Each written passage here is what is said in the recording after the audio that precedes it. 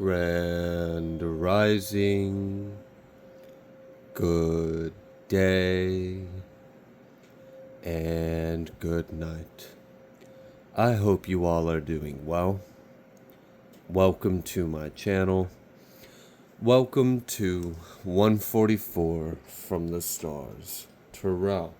We're going to go ahead and give Odin something tasty because he has been eagerly looking at me with his beady eyes like he's never had one before.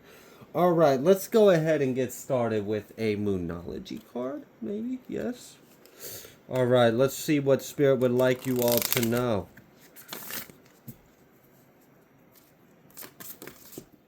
Oh, wow. A fiery climax approaches. Full moon in Aries. Then we have don't let your past hold you back. And then nothing is yet set in stone. Oh my gosh. So the outcome of a situation might not necessarily be set in stone. You may be being asked to not allow... I'm kind of getting the energy of like not allowing how you used to handle things hold you back in this situation, because there might be something that could be a bit intense. I mean, with a Aries full moon, a fiery climax approaching, I don't know if there's about to be some kind of like conflict or something in your life. We've got TikTok that's kind of making me feel like, you know, it's only a matter of time. So maybe a situation has been very tense and that pressure's about to let off just a little bit.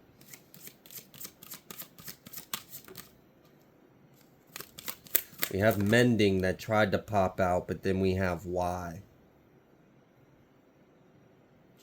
You may be wondering, like, if it's even worth freaking fixing something or even putting in effort or even, like, allowing a bridge to remain, or if you should just let the individual burn that bridge and walk away. You may be asking why about a lot of things. Like, why the hell is any of the, like, okay, all right. But really, you just want to be happy and you're just trying to breathe. But you have some kind of deep knowing that something ain't right.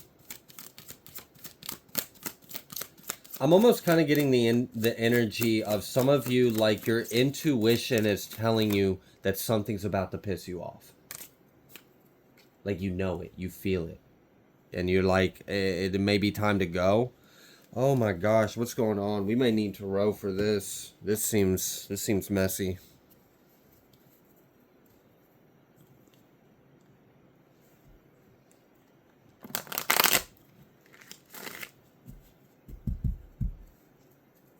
Odin, can you come back? Thank you. All right. What would you like the collective to know? Six of Wands. Okay.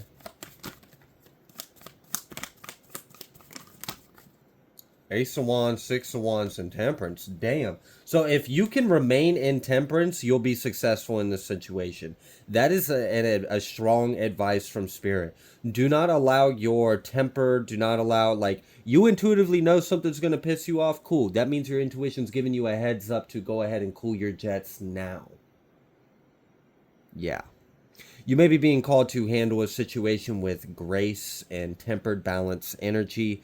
Because if you give in to temper or anger, you may not execute this victory as flawlessly or gracefully. I feel like as long as you can remain calm or you can remain tempered or balanced in the situation, then success is guaranteed. I feel so that also makes me feel like it's someone going to intentionally piss you off. Is that what this is? For some of you, I'm kind of getting almost like there's an energy of like a setup going on. Like, almost like a family. I'm getting this energy. It's fucked up. What the hell? I got the energy of like a family member inviting you to like a dinner or an event with the rest or the other family members. And then, like, they're gonna put you on spot in front of everyone and, like, gang up on you on some bullshit and, like, try to trigger you or pin you against a wall or back you up into a corner or feel intimidated or outnumbered, trying to get you to act out in some kind of way. I feel like that's what it is. There's if it's not family, then it could be like some other kind of situation, but I feel like that's what it is. Someone's trying to instigate a situation in front of an audience where you act out a character.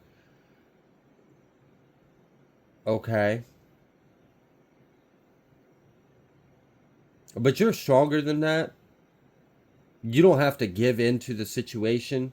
You don't have to allow these tactics to disturb your inner peace or your waters. Okay.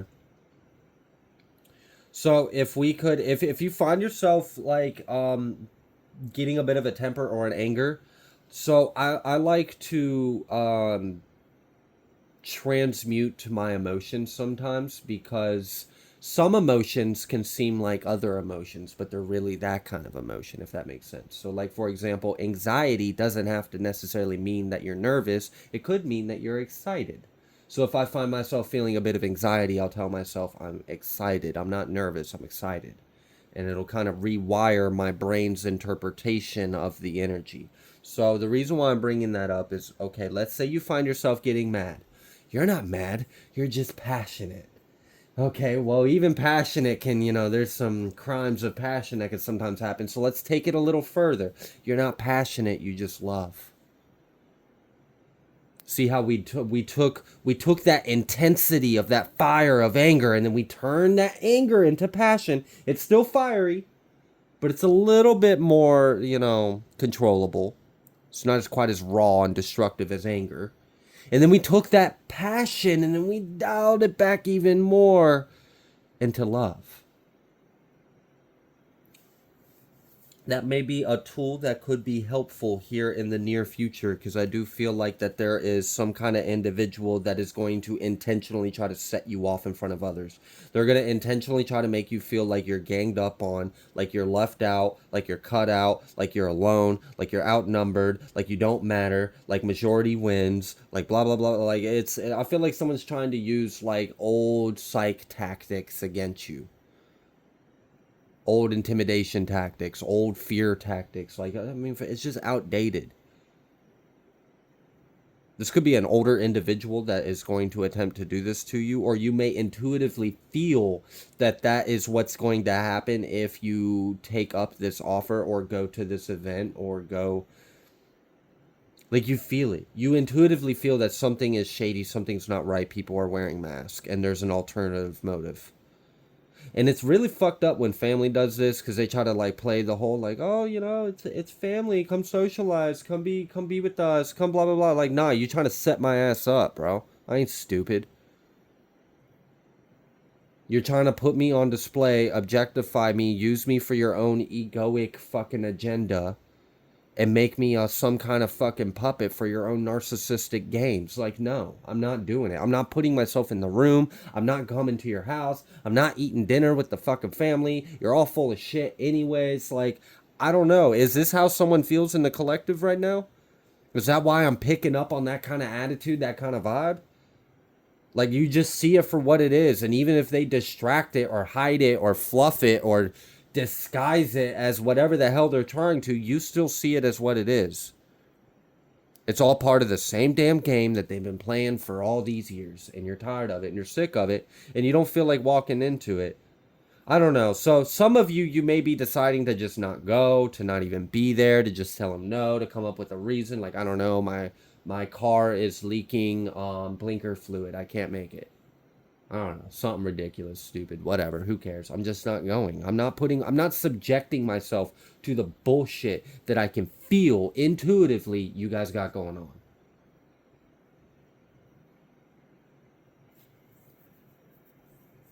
Yeah, I don't like that. You know what that reminds me of? That whole scenario I just described about like a family member trying to invite you over to socialize with the rest of the family and you intuitively feel like it's some kind of fucked up setup and it's going to make you're going to end up leaving pissed off or hurt or whatever and you know it. It reminds me of the energy of like, in like movies, like, I don't know if they did this in Mean Girls, but I'm going to use the movie Mean Girls because it's the same kind of bully vibe.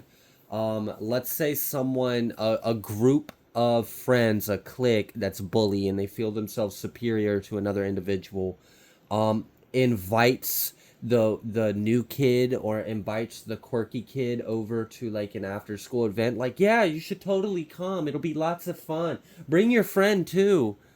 And then the whole plan, the kid's super excited and happy, like, oh my gosh, I just got invited to a party, I'm finally making friends, look mom, you're gonna be so proud of me. No, that kid's about to get his freaking feelings hurt bad. That kid's about to get harshly bullied for the amusement of, yeah, I said amusement, that's kind of funny, fucking cows. Oh, you see what I'm saying? Do you see where I'm kind of getting? It's a setup. Like, bro, those aren't really your friends. They're not really inviting you to her after school party. They're about to bully the shit out you and make you feel like nothing so they can feel better about themselves. And I kind of am getting the energy of like, whatever the situation is kind of like a compound of the two analogies I just gave. It's bullies and it's fake and it's like presented like it's love and it's merry and it's cheer and it's not. And there's like underhanded shit. There's like little circles at the table that have had secret discussions before you entered the room, and you can kind of get it because you can see the fucking telepathic darting of eyes across the table as they're talking shit about you with their eyeballs and right in front of you, like as if you aren't psychic and intuitive, and then try to gaslight you like you're fucking being crazy when you're responsive or you act or you clearly show that you're upset because you understand what's going on.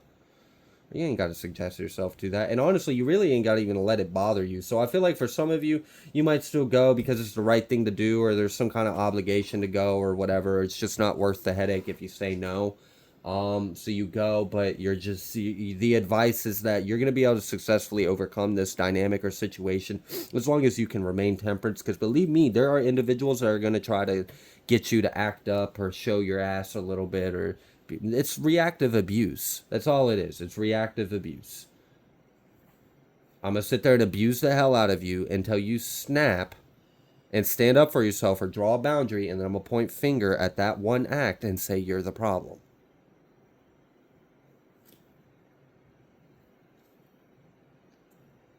Yeah, I don't know. There could be like a masculine energy that you know is going to be emotionally manipulative and you really just don't want to deal with it. Could be a couple, could be a married couple in particular you don't want to deal with. Yeah, this is kind of giving me like the black sheep's invited to the fake family dinner table and you really don't fucking feel like it because it's the same shit every year. Yeah. Oh, we wish you could have made it. Not me. Fuck that. Y'all fake as hell. Hierophant. Yeah, I feel like that's what this is. That's what's going on here. Alright, so let me clear this. Now that we kind of have already painted the picture of what the scenario or the situation is, what kind of advice do you suggest to the collective? I'm kind of getting the energy of, look, like, it's one night. It's one day. It's not going to kill you. It's not going to hurt you. Why is that the advice? Is it really, is it like, gosh, that sucks. That's like that bullshit, like you're willing to put up with an entire table of family members' bullshit just for the sake of Nana's sweet little heart, because Nana doesn't deserve the bullshit. So you'll go for Nana. Shout out to Nana. You a G. I don't know who the Nana is. I'm just using it as an example. It's kind of like, I don't know, maybe there's like some kind of weird moral obligation. Like, really, if it were up to you, you wouldn't even pick up the phone, you wouldn't answer, you wouldn't hop in your car, you wouldn't go, you just wouldn't fucking be there because you understand what everyone's about and it's not worth your time. But sweet old Nana really wants you there, and it would just break her heart if all the kids didn't get together or something like that. I don't know. Or maybe it's something else. Maybe you just feel bad or some kind of way, and like, I don't know. So yeah. For some of you, there's the advice of take into consideration that it's just one day. It's a temporary moment. It's not going to last forever. It's not going to kill you. Alright, what else? Because that can't be for everyone. I mean, for the majority of you, I want to tell you full card. But That would probably be because I would be empathizing for you wanting to stay within your comfort zone, and that's probably not what Spirit is actually guiding us to do. All right, Queen of Pentacles. What's going on with the collective? What's going on with you? What's the energy between you and the collective? Oh, on a side note, if you're dealing with a devilish Queen of Pentacles or a devilish Queen of Cups, because they both just kind of popped, and you really don't want to give them the satisfaction and advice, if you want to kill them with kindness, is be so tempered, be so calm, be so collected, be so balanced that it literally kills them. Just a little side nugget, you know. Hey, it's only one night. You can overcome it. It's not that big of a deal. You know, it's not going to kill you. There is some kind of moral obligation. You can do it. You will be successful as long as you remain in temperance. And hey, you know, a little side nugget. If you really handle this temperance well, you're going to kill those individuals that you know are trying to provoke you silently. They're going to silently seethe in their seats as they are bitter and resentful at your happiness and composure and strength. So, I don't know. Maybe it's not a terrible idea to go and just use this as an opportunity to show how much you have grown. And how mature you really are. And how much none of this really does matter. And if it's for a good cause, you know, whatever. You could put up with it for a couple hours. I don't know. That's not the advice I'd want to give y'all. The advice I'd want to give you is screw them. And make your own plans. But I don't know your life. I don't know the family. I don't know the dynamic. I don't know what all is going on. So the advice that Spirit gave is a little different than what I would want to give. I would say flip them the bird and sail on your way. But I don't know. Maybe it wouldn't be so bad if you did go. Magician and strength.